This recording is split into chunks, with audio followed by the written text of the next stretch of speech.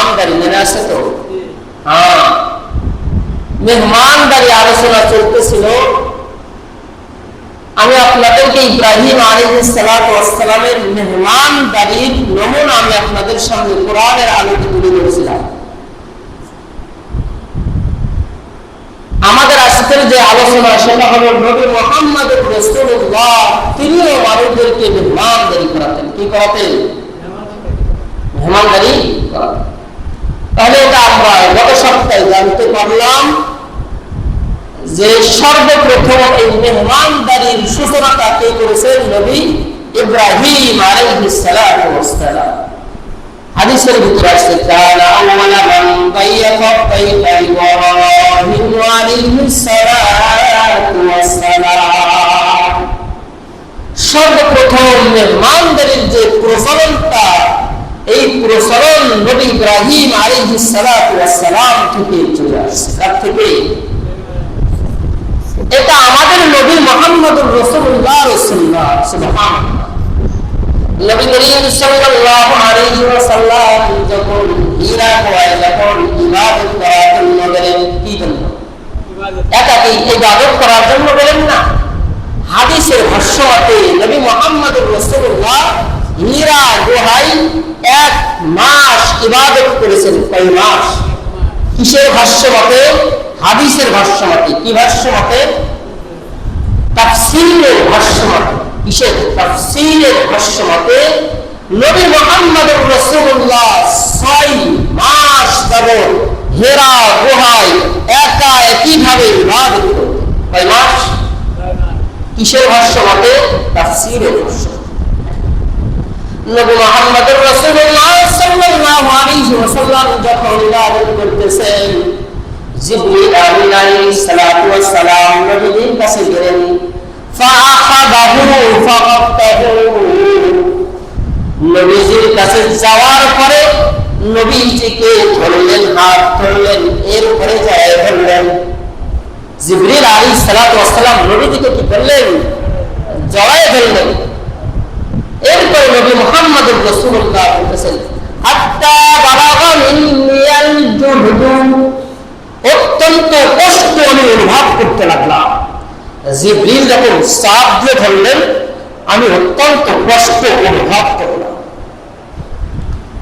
কষ্ট অনুভব করার পরে জিবরিল আমাকে ধরলেন, বলতেছেন ইকরা, পড়ুন। তখন নবী আমার বলতেছেন মা আনা বিকারিন, আমি পড়তে পারি না। নবী মুহাম্মদ রাসূলুল্লাহ সাল্লাল্লাহু আলাইহি ওয়াসাল্লাম বলেন ফারসালানি। এরপরে আমাকে জিবরিল ছেড়ে দিল, এক চাপ দিয়ে আমাকে কি করলো? ছেড়ে দিল। এরপরে সুম্মা আখাযানি, আমাকে আবার ধরে দিল। এরপরে বলতেছেন ইকরা, পড়ুন। আমি বললাম মা আনা বিকারিন, আমি পড়তে জানি না, পড়তে পারি না, আমি পড়তে পারি না। এভাবে আবার যখন সুম্মা আরসালানি, জিবরিল দ্বিতীয়বার আমাকে ছেড়ে দিল। দ্বিতীয়বার ছেড়ে দেওয়ার পরে তৃতীয়বার জিবরিল আমাকে আবার যায় ধরল। ফাআখাযানি ফাকাতানি, আমাকে জিবরিল আবার যায় ধরল। এর উপরে বলল ইকরা, ইকরা পড়ো। নবী মুহাম্মদুর রাসূলুল্লাহ তিনি সূরা আলাকের 5 আয়াত শুরু থেকে 5 আয়াত পড়তে থাকলেন। ইকরা বিসমি রাব্বিকাল্লাযী খালাক, খালাকাল ইনসানা মিন আলাক, ইকরা ওয়া রাব্বুকাল আকরাম, আল্লাযী আল্লামা বিল কলম, আল্লামাল ইনসানা মা লাম ইয়ালাম। লাগাতার নবী আমার 5 আয়াত পড়ে দিলেন। কি বললেন? 5 আয়াত পড়ে দিলেন। এরপরে নবী আমার রজা, তিনি ফিরে আসলেন। ইয়ারজু বিহা, রজা বিহা, রজা ইয়ারজু বিহা ফুয়াদুহু। নবী আমার কাঁপতে কাঁপতে বাড়িতে ফিরে আসলেন। রজা বিহা ইয়ারজু ফুয়াদুহু। নবী আমার কাঁপতে কাঁপতে বাড়ির দিকে ফিরে আসলেন। কি করতে করতে? কাঁপতে। জিবরিল ওই যে চাপ দিয়ে ধরছিল, নবী আমার কাঁপতে কাঁপতে পরিবারের কাছে যখন গেল, যাওয়ার পরে তিনি কলানি খাদিজাতা আও আখবারাল খাবারা, খাদিজা রাদিয়াল্লাহু তাআলা আনহার কাছে ঘটনাটা খুলে বললেন যে আমার সাথে হেরা গুহায় এমন অবস্থায় হয়েছে, জিবরিল আমার সাথে এমন ব্যবহার করেছে, আমি ভেবে গেছি। হ্যাঁ, قال لي خديجة أو أخبر الخبر, এই কথা বলার পরে উবাদা ইবনে সামিত রাদিয়াল্লাহু তাআলা আনহু থেকে হাদিস খানা বর্ণিত, তিনি বলতেছেন রাসূল আমার বললেন লাকাদ খাশিতু আলা নাফসি, আমি আমার নিজের নফসের উপরে ভয় পেয়ে গেলাম যে জিবরিল আমাকে যখন জোরে ধরলো হাত্তা বালাগা আমিয়াল জুনুন, আমার জানটা বেরিয়ে যাওয়ার উপক্রম হয়ে গেলাম, ভয় পেয়ে গেলাম, আমি ভয় পেয়ে গেলাম। লাকাদ খাশিতু আলা নাফসি, আমি আমার নিজের নফসের ব্যাপারে ভয় পেয়ে গেলাম, জানি না আমার জানটা বাইরে হয়ে যায় কিনা। খাদিজাতুল কুবরা রাদিয়াল্লাহু তাআলা আনহা তিনি বলতেছেন আমি নবীকে বললাম কাল্লা ওয়াল্লাহ মা ইউখজিকাল্লাহু আবাদা, ও নবী আমার কোনদিন না ওই আসমানের মালিক আপনাকে কোনদিন লাঞ্ছিত করবে না। আল্লাহ আপনাকে কি করবে না, কারণ আপনার ভিতরে এমন কিছু গুণ আছে যে গুণগুলো থাকার কারণে আসমান আপনাকে লাঞ্ছিত করবে না। এক নম্বর গুণ হলো আপনি আত্মীয়তার সাথে ভালো ব্যবহার করেন, এরপরে ওয়াতাকসিবুল মাদুম, আপনি নিঃস্ব ব্যক্তিদেরকে সাহায্য সহযোগিতা করেন। ওয়াতাকসিবুল মাদুম ওয়া তুঈনু আলা নাওয়াইবিল হাক্কি, আর আপনি যারা সৎ পথে চলে, হকের পথে চলতে যে যারা বাধাগ্রস্ত হয়, ভালো পথে চলতে যে যারা বাধাগ্রস্ত হয়, এমন বাধাগ্রস্ত ব্যক্তিদেরকে আপনি সাহায্য করেন। কি করেন? ওয়া তাকরিব তাইফা, আর আপনার ভিতরে আরো একটা গুণ আছে, সেই গুণটা হলো আপনি মেহমানদারি করার। কি করা? আপনি মেহমানদারি করান। এই গুণগুলো থাকার কারণে আল্লাহ আপনাকে কি করবে না, লাঞ্ছিত। তাহলে নবী মুহাম্মদ রাসূলুল্লাহ কি করতেন? মেহমানদারি করতেন।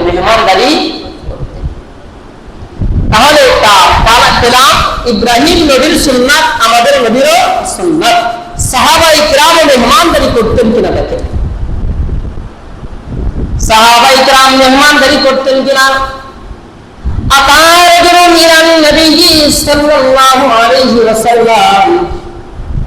একজন ব্যক্তি নবী মুহাম্মদের কাছে আসলো।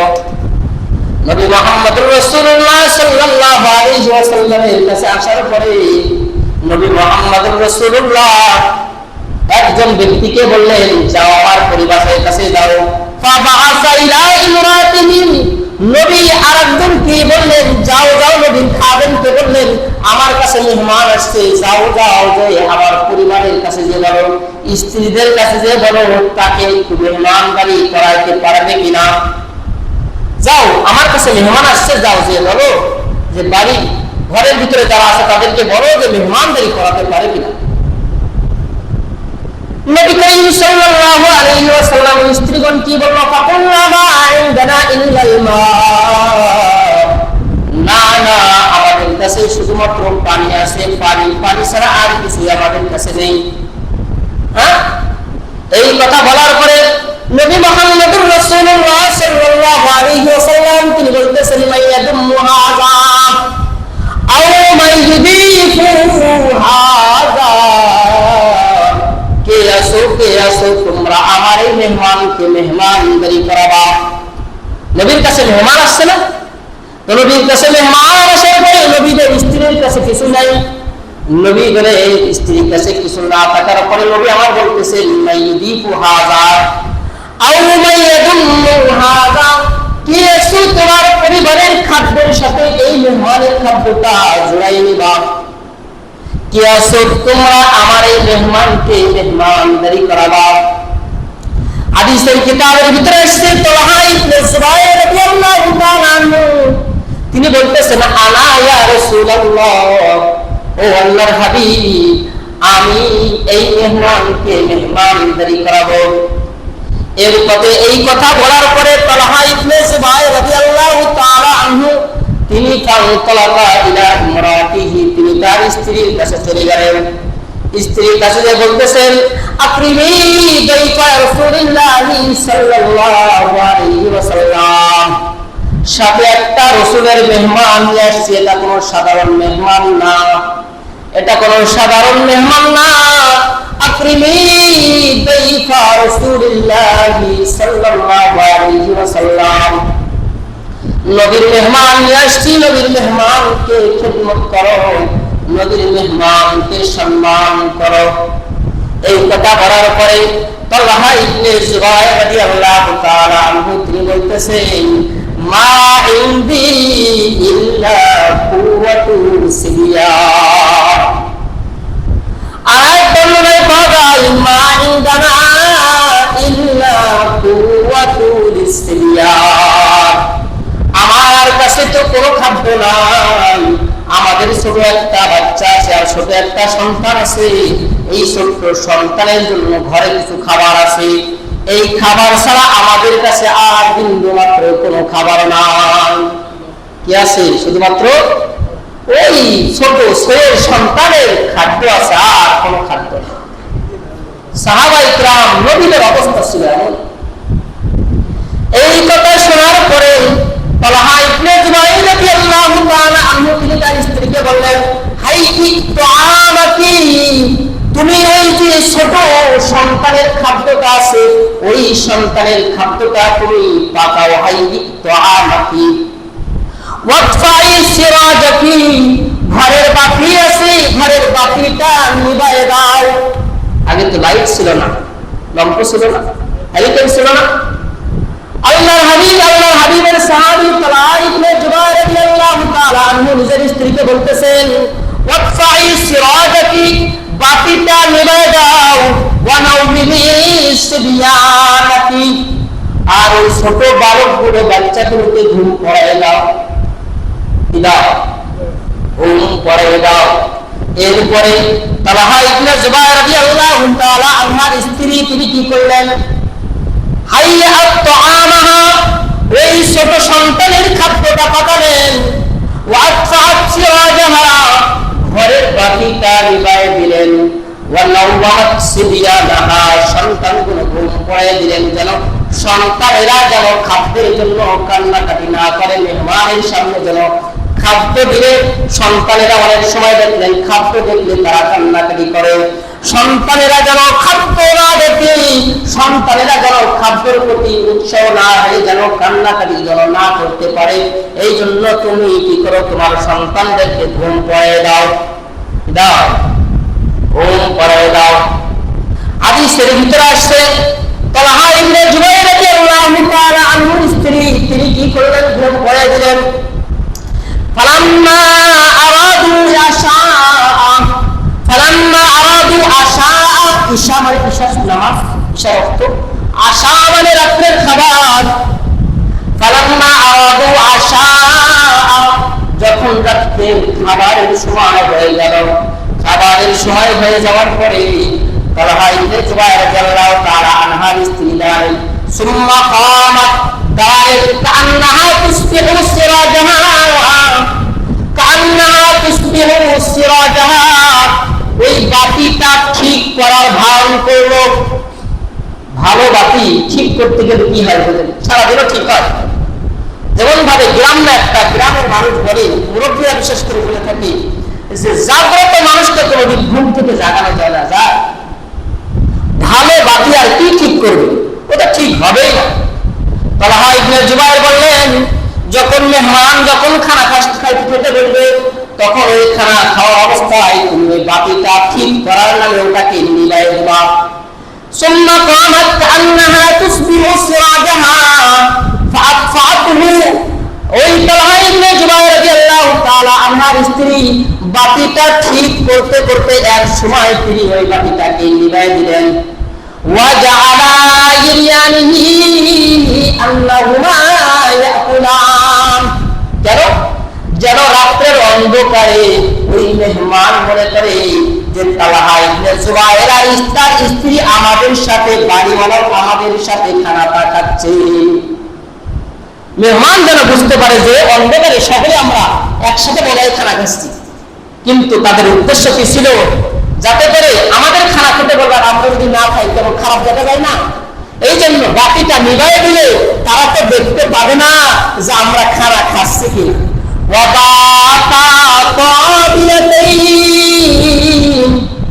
আর তারা দুইজন ওই চুপে চুপে কথা বলতে লাগলো, স্বামী স্ত্রী চুপে চুপে কথা বলতে লাগলো। কি করলো? অতঃপর যখন পরের দিন সকাল হলো, পরের দিন সকাল হওয়ার পরে আল্লাহর নবী সাল্লাল্লাহু আলাইহি ওয়াসাল্লাম তালহা ইবনে জুবায়ের রাদিয়াল্লাহু তাআলা আনহুকে ডেকে বললেন, দাইকাল্লাহ আও আজিবাল্লাহ, কালকে রাত্রে তোমরা যেই কাহিনী করেছো, মেহমানকে খানা দিয়ে বাতিটা নিভাই দিয়েছো, আর তোমরা বুঝাইতে চাইছো আমরা মেহমানের সাথে খানা খাচ্ছি, তোমরা মেহমানকে খানা খাওয়ার জন্য এমন ভান ধরেছো, আর তোমাদের এই ভান দেখে আমার আসমানওয়ালা তোমাদের উপরে খুশি হয়ে গেছে। মেহমানদারি ঘরে বিন্দুমাত্র খাদ্য নাই, তারপরেও সাহাবায়ে কেরাম কেমন ভাবে মেহমানদারি করা হয়েছে। খালি খালি কি তাদের ভিতরে বরকত ছিল? খালি খালি কি তারা সাহাবাই হয়েছে? কথা কি বুঝে আসছে? এমন ভাবে ছিল সাহাবায়ে কেরামের কাজ। তাহলে বোঝা গেল এটা নবী ইব্রাহিমের কাজ, নবী মুহাম্মদ রাসূলুল্লাহ সাল্লাল্লাহু আলাইহি ওয়াসাল্লামের কাজ ছিল মেহমানদারি করা, সাহাবায়ে কেরামের কাজ ছিল মেহমানদারি করা। হ্যাঁ, কারণ সাহাবায়ে কেরামের ঘটনা দেখেন, সাহাবায়ে কেরাম কেমন ভাবে মেহমানদারি করতেন। قال رسول الله صلى الله عليه وسلم إن طلق الرجل إلى الرجل والرجل بالرجلين والرجل بالخمسة। সাহাবায়ে কেরাম যখন তারা বাড়িতে যেতেন, সাথে করে একজন করে আরেকজন মেহমান সাথে করে নিয়ে যেতেন। ওয়াররাজুলু বিররাজুলাইন, আবার কোন কোন সাহাবীর সাথে করে দুইজন মানুষকে সাথে করে বাড়িতে নিয়ে যেতেন খানা খাওয়ানোর জন্য। ওয়াররাজুলু বিল খামসা, আবার কোন কোন সাহাবী ছিলেন যারা সাথে করে পাঁচজনকে বাড়িতে নিয়ে যেতেন খানা খাওয়ানোর জন্য। ওয়ান সাদ ইবনে উবাদা রাদিয়াল্লাহু তাআলা আনহু, সাদ ইবনে উবাদা রাদিয়াল্লাহু তাআলা আনহু থেকে তিনি বর্ণনা করেন যে আমি নিজেই এমন ভাবে এমন ভাবে 80 জন মেহমানকে নিয়ে যেতাম, কুল্লা লাইলাতি, প্রতি রাত্রে কতজন মানুষকে খানা খাওয়াতো? 80 জন মানুষকে সাদ ইবনে উবাদা রাদিয়াল্লাহু তাআলা আনহু তিনি খানা খাওয়াতেন। কি করতেন? সাহাবায়ে কেরাম এমন ভাবে খানা খাওয়াতেন।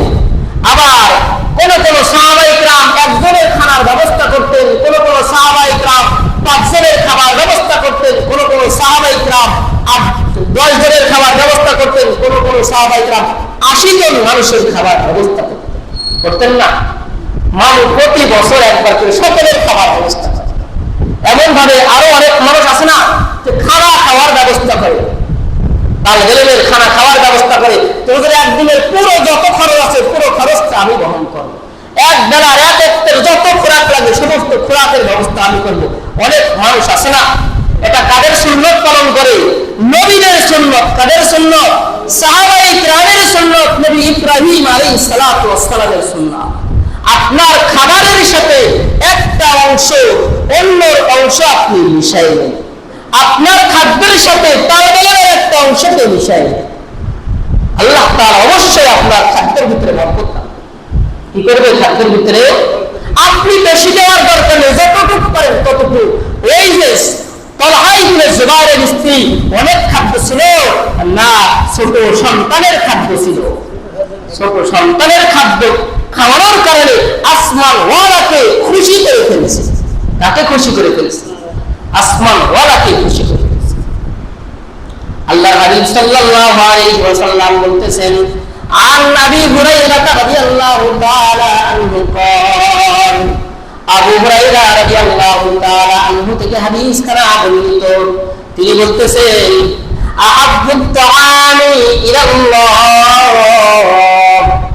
আল্লাহর কাছে সবচেয়ে প্রিয় খাবার কোন খাবার জানো? কাসুরাত আলাইহিল আইদি, যেই খাবারের ভিতরে হাত বেশি, অর্থাৎ যেই খাবারের ভিতরে মেহমান বেশি, ওই খাবারের ভিতরে বরকত বেশি। আল্লাহর কাছে প্রিয় খাবার হলো যেই খাবারের ভিতরে কি থাকে? মেহমান থাকে। কি থাকে? قال رسول الله صلى الله عليه وسلم, من كان يؤمن بالله واليوم الآخر فليكرم ضيفه। অন্য হাদিসের ভিতরে পাবেন, মান কানা ইউমিনু বিল্লাহি ওয়াল ইয়াউমিল আখির ফালইউকরিম জারাহু। আর এক বর্ণনায় পাবেন, মান কানা ইউমিনু বিল্লাহি ওয়াল ইয়াউমিল আখির ফালইয়ামুসসা জারাহু। যে ব্যক্তি আল্লাহকে বিশ্বাস করে, যে ব্যক্তি আখিরাতকে বিশ্বাস করে, এক কথায় যে ব্যক্তি মুমিন, যে ব্যক্তি জান্নাতে যেতে চায়, যে ব্যক্তি জান্নাতে যেতে চাই, অর্থাৎ জান্নাতে যারা যাবে, এই জান্নাত ওয়ালাদের একটা বৈশিষ্ট্য হলো তারা মেহমানদেরকে মেহমানদারি করানো। কি করানো? মেহমানকে মেহমানদারি করানো। এটা জান্নাতে যারা যাবে, আহলে জান্নাতের একটা গুণ বৈশিষ্ট্য। কথা কি বুঝে আসছে? তাদের বৈশিষ্ট্য, যারা জান্নাতে যাবে তাদের বৈশিষ্ট্য হলো এমন ভাবে মেহমানদেরকে মেহমানদারি করা। عن عبد الله بن عمرو بن العاص رضي الله تعالى عنه قال, আব্দুল্লাহ ইবনে আমর ইবনে আল-আস রাদিয়াল্লাহু তাআলা আনহু থেকে হাদিস খানা বর্ণিত, তিনি বলতেছেন, قال لي رسول الله صلى الله عليه وسلم, নবী মুহাম্মদুর রাসূলুল্লাহ সাল্লাল্লাহু আলাইহি ওয়াসাল্লাম আমাকে বলতেছেন, আলাম উখবার আন্নাকা তাসুমুন নাহারি ওয়া তাকুমুল লাইল। আমি একটা খবর শুনতে পেলাম, ও আমর ইবনে আস, আমি একটা খবর শুনতে পেলাম। কি খবর? আলাম উখবার আন্নাকা তাসুমুন নাহারি ওয়া তাকুমুল লাইল। শুনতে পেলাম তুমি নাকি সারা দিন ভরে নাকি রোজা রাখো, আর সারা রাত ভরে নাকি তুমি আল্লাহর কাছে এমন ভাবে তাহাজ্জুদের নামাজ নাকি পড়তে থাকো। সারাদিন কি রাখি? সারা রাত তাহাজ্জুদের নামাজ পড়ে সারাদিন ভরে তুমি নাকি এমন ভাবে রোজা রাখো। আব্দুল্লাহ ইবনে আমর ইবনে আল-আস রাদিয়াল্লাহু তাআলা আনহু তিনি বললেন, বালা ইয়া রাসূলুল্লাহ, আমি আপনি যেটা শুনেছেন এটা সত্য, আমি এটা করি। দিন ভরে আমি রোজা রাখি, রাত ভরে আমি ইবাদত করি। আল্লাহর হাবিব সাল্লাল্লাহু আলাইহি ওয়াসাল্লাম বললেন, সুম ওয়া আফতির কুম ওয়া নাম, সুম ওয়া আফতির কুম ওয়া নাম। ও উবাদা ইবনে সামিত, তুমি এমন ভাবে সারা রাত ধরে প্রতিনিয়ত তুমি এমন ভাবে কি করবা না, ইবাদত করার কোনো দরকার নেই। প্রতিদিন তোমাকে রোজা রাখার কোনো প্রয়োজন নাই। ও উবাদা ইবনে সামিত, তুমি একটা কাজ করো, তুমি রাত্র জাগরণ করবে, ঠিক আছে, রাত্রের শেষ অংশ তুমি জাগরণ করবে। আল্লাহ পাক রব্বুল আলামিন অন্য আয়াতের ভিতরে বলেন, তাতাজাফা জুনুবুহুম আনিল মাদাওয়াতি ইয়াদউনা রাব্বাহুম খাওফান ওয়া তামাআ। আল্লাহ পাক রব্বুল আলামিন কোরআনুল কারীমের ভিতরে স্পষ্ট ভাবে বলে দিলেন, তোমরা শেষ রাত্রে জাগরণ করো, শেষ রাত্রে জেগে তোমরা আমার ইবাদত করো, আমার কাছে তোমরা প্রার্থনা করো। এই হাদিসের ভিতরে আল্লাহর হাবিব বললেন, সারা রাত ভরে ইবাদত করার কোনো প্রয়োজন নাই, সারা রাত ভরে ইবাদত করার কোনো প্রয়োজন নাই। তোমরা শেষ রাত্রে জাগরণ করবা। কি করবা? শেষ রাত্রে তোমরা জাগরণ করবা, কারণ তোমরা তোমাদের নিজেদের শরীরের একটা হক আছে, কি আছে? ولعينك حق ولجسدك عليك حق, কারণ তোমাদের শরীরের একটা হক আছে। ولعينك عليك حق, তোমাদের চোখের একটা হক আছে, কি আছে? তোমাদের চোখের একটা হক আছে। সারা রাত জেগে থেকে তোমার চোখকে তুমি ক্ষতি করো না, সারা রাত জগত থেকে তুমি তোমার চোখকে তুমি নষ্ট করো না, সারা রাত জেগে তুমি তোমার শরীরকে নষ্ট করো না। আল্লাহ তাআলা রাতকে বানাইছেন কিসের জন্য? রাতকে বানাইছেন আরামের জন্য, ঘুমের জন্য, আর দিনকে তুমি বিভিন্ন কাজের ভিতরে লিপ্ত থাকতে পারো। হ্যাঁ, এই জন্য আল্লাহর হাবিব বললেন, ওয়া ইন্না লিজাসাদিকা আলাইকা হাক্কা, তোমার শরীরের উপরে তোমার একটা হক আছে। ওয়া ইন্না লিআইনিকা আলাইকা হাক্কা, তোমার চোখের উপরে একটা হক আছে। যদিও ওই সাহাবী ভালো কাজের ভিতরে রাখতো, সাহাবী সারা রাত ধরে ইবাদত করতো, এই জন্য আল্লাহ হাবিব বললেন সারা রাত ধরে ইবাদত করার দরকার নেই, তোমার শরীরটাও ঠিক রাখো। আর আমরা এখন ইবাদত তো দূরের কথা, সারা রাত ধরে ওই মোবাইলে বসে থাকি। তাহলে আল্লাহর হাবিব যদি এমনটা দেখতেন তাহলে কি বলতেন? ইবাদত করতেন, তাই নিষেধ করতেন যে তোমার শরীরে একটা হক আছে। আর এমন ভাবে সারা রাত ধরে মোনাজাত আর মুনাজাত, এমন ভাবে সারা রাত ধরে দুই আঙ্গুল চলতেই থাকে। এটা কিসের হক নষ্ট করা হবে? শরীরের হক নষ্ট হলো কিনা, চোখের হক নষ্ট হলো কিনা, যাও আলোচনার বিষয় আজকে এটা না।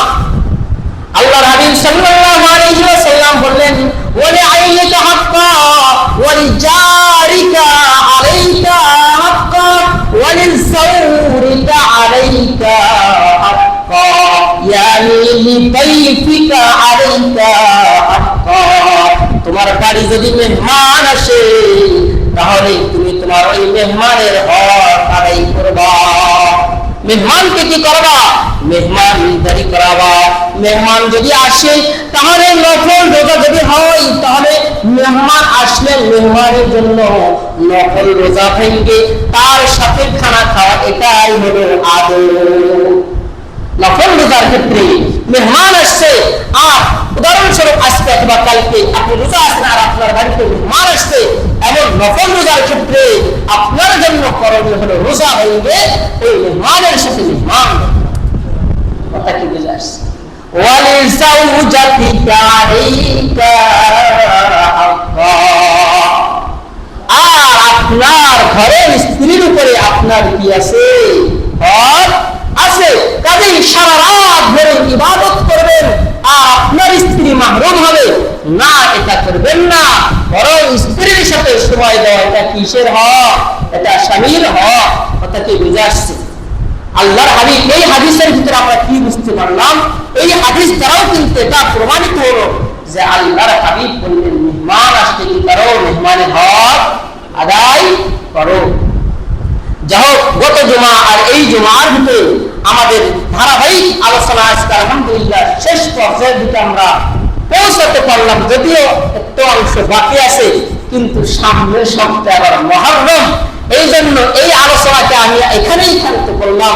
ইনশাআল্লাহ আগামী সপ্তাহ থেকে মুহররমের আলোচনা শুরু হবে। আপনারা যারা আসছেন, আপনাদের কাছে অনুরোধ থাকবে, যদি আপনারা একটু দ্রুত আসেন তাহলে আমি আশাবাদী কিছু খোরাক নিয়ে আপনারা যেতে পারবেন। দিনের কিছু বুঝ, আশা করি সঠিক বুঝ আপনারা নিতে পারবেন। কোরআন এবং হাদিসের সঠিক তথ্য ইনশাআল্লাহ আপনারা পাবেন। এই জন্য আপনাদের সকলের কাছে দাওয়াত রইল যে আপনারা বিশেষ করে জুমার দিন একটু দ্রুত আসার চেষ্টা করবেন। পারবেন না ইনশাআল্লাহ? পারবেন ইনশাআল্লাহ? পারবেন? হ্যাঁ, ইনশাআল্লাহ দ্রুত আসার চেষ্টা করবেন। আমি বিশেষ করে এই অন্য দিন যাও ডিউটি দিই, বিশেষ করে শুক্রবারের দিন আমি কিন্তু এটা বন্ধ করে দাও।